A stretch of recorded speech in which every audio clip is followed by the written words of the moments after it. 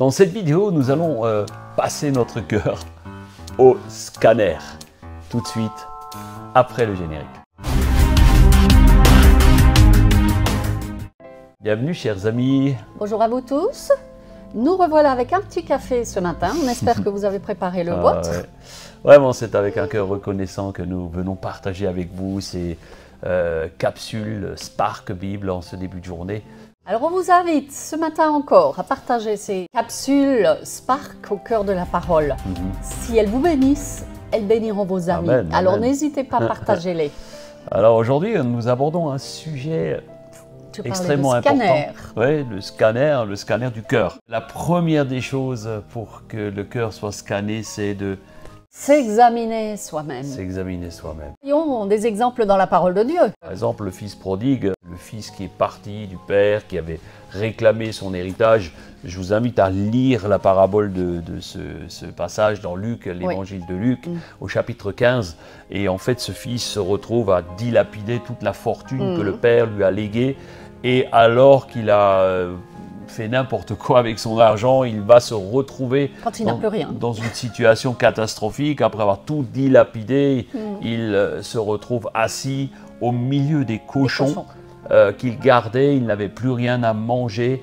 Et là, le texte biblique nous fait réfléchir et nous dit que ce garçon est entré en lui-même, c'est-à-dire s'examiner comme un scanner. C'est ce qu'on a dit tout à l'heure, une introspection. Exactement. Alors vous êtes peut-être très fort pour juger les intentions cachées des autres, mais examinons-nous nous-mêmes, notre propre cœur, pour juger les intentions qui gouvernent nos actions, vos actions. C'est toujours plus facile de voir ce qui ne va pas chez les autres. Exactement. On voit plus facilement la paille dans l'œil du voisin que la poutre qui est dans le nôtre. Nous savons que si nous commençons un examen interne, si nous rentrons en nous-mêmes, il y aura des conséquences. La conséquence pour le fils égaré était de se lever et d'aller demander pardon au père. On a besoin vraiment de prendre une position lorsque nous faisons cela. Et une position qui va mener toujours sur une décision. Une décision. Et des fois, on pourrait dire des fois la décision la plus importante de sa propre vie, qui peut changer même le cours de son existence. Alors on va le découvrir ensemble. Restez jusqu'à la fin de la vidéo, on va cheminer ensemble. Quelqu'un un jour m'a raconté l'histoire d'un homme qui était très satisfait de lui-même et il priait ainsi: Seigneur, vraiment, il y a une chose que je ne comprends pas, je lis ma Bible, je prie régulièrement, je vais à l'église tous les dimanches, je fais beaucoup de choses, je donne de l'argent, j'aide les pauvres, et pourtant moi, je reste pauvre. Je ne comprends pas. Par contre, mon frère, lui, qui ne fait rien, il ne va pas à l'église, il fait le mal, il est riche comme Crésus, il roule dans des belles voitures, il a tout ce qu'il faut. Il part en vacances 3 fois par an et en fait, il était en train de gémir. Et à un moment donné, il dit: Seigneur, pourquoi est-ce que tu es si généreux avec lui et pas avec moi?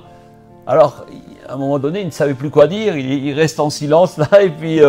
tout d'un coup, la voix du Seigneur, une voix lui susurre à l'oreille et il lui dit: bien écoute, tout simplement parce que tu es un enquiquineur et parce que tu te prends pour plus saint que tu n'es vraiment.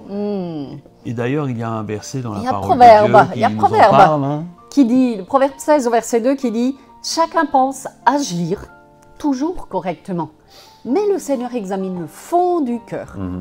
En fait, il ne voyait que le côté immergé de sa vie. Qui peut savoir ce qu'il y a dans notre cœur, en dehors de Dieu? Personne. Et personne ne peut tromper Dieu en se justifiant soi-même. Ah non, lui, ça n'a pas marché. Ça n'a pas marché, non. On a beau sortir tous les arguments qu'on veut, Dieu voit au fond de notre cœur et il examine les intentions cachées. Exactement. Dans Jérémie 17, nous pouvons lire au verset 10. Moi, l'Éternel, j'éprouve le cœur, je sonde les reins, pour rendre à chacun selon ses voies, selon le fruit de ses œuvres. Dieu sait parfaitement quand une belle action cache une intention malhonnête ou perverse. Seul le cœur de Dieu connaît les tréfonds de nous-mêmes. C'est vrai. Tu peux te cacher, tu peux mentir, tu peux jouer un rôle devant les autres, tu peux faire le bon ou la belle, comme on dit. Mais devant Dieu, rien ne reste caché. Mhm. Si tu fais quelque chose de très bien, mais que derrière, Avec une mauvaise il y a une mauvaise intention, il y a des choses qui ne sont pas nettes, tu vas te planter. Tu peux aller à l'église le dimanche, tu peux faire toutes sortes de choses, mais si ton cœur vagabonde loin de Dieu, ça ne sert à rien. Et c'est ce que faisaient les enfants d'Israël la plupart du temps. On vous encourage à lire le passage de Ésaïe, chapitre 1, du verset 10 au verset 17. Dieu reproche dans ce passage l'hypocrisie au peuple. C'est ça. Il le condamne clairement, il va les réprimander. Et nous voyons dans ce texte ici que nous pourrions faire toutes sortes de sacrifices. Si ce n'est pas fait avec un profond respect, bonne motivation, du fond du cœur, si nous ne faisons pas les choses, que ton oui soit oui, dit la Bible, eh bien cela n'intéresse pas Dieu. C'était le cas de Judas aussi, face à Marie qui versait du parfum sur les pieds de Jésus. Et nous allons lire dans Jean 12 au verset 4. Alors Judas Iscariote, l'un des disciples de Jésus, celui qui va le trahir, se mit à dire: il fallait vendre ce parfum pour 300 pièces d'argent et donner l'argent aux pauvres. Judas ne dit pas cela parce qu'il pense aux pauvres, mais parce que c'est un voleur. C'est lui qui garde le porte-monnaie et il prend ce qu'on met dedans. Mais Jésus dit: laisse-la tranquille. Elle a fait cela d'avance pour le jour où on me mettra dans la tombe. Vous aurez toujours des pauvres avec vous, mais moi, vous ne m'aurez pas toujours. Et là, on voit Judas qui joue le rôle finalement du bon samaritain. Il veut faire semblant. Exactement. Il veut jouer l'outré, ah bah non, c'est quand même dommage, ce parfum, on aurait pu le vendre pour 300 pièces, tu te rends compte, Jésus, ce qu'on aurait pu faire avec cet argent. Mais lui, il s'est dit, je l'aurais gardé dans ma poche. Mais le fond n'était pas bon, vous comprenez. Vous pouvez proclamer tout votre amour pour Dieu, tout en faisant le travail du diable. Exactement. Et d'ailleurs, c'est ce qui est arrivé à Pierre, à un moment donné, où Jésus va le réprimander sévèrement. Quand Jésus leur a annoncé qu'il allait donc mourir pour ressusciter par la suite, Pierre lui dit: non, mais pas toi, c'est pas possible, ça ne t'arrivera pas. Nous allons lire à partir de Matthieu 16, 22. Alors Pierre prend Jésus à part et il se mit à lui faire des reproches. Il lui dit: Seigneur, que Dieu te protège, non, cela ne t'arrivera pas. Mais Jésus se retourne et il dit à Pierre: va-t'en, passe derrière moi, Satan. Tu es en train de me tendre un piège. En effet, tu ne penses pas comme Dieu, mais comme les hommes. L'intention de Pierre était bonne, elle venait du cœur, pas en accord avec la destinée de Jésus qui était écrite. C'est pourquoi Jésus l'a réprimandé. Donc vous pouvez faire toutes sortes de sacrifices au nom du Seigneur et pourtant lui désobéir. C'est aussi ce que fera Saül. Oui, exact. Saül avait désobéi à Dieu. Vous pouvez le lire chez vous dans 1 Samuel, je crois que c'est le verset chapitre 13 du verset 8 à 14. Lisez ce passage.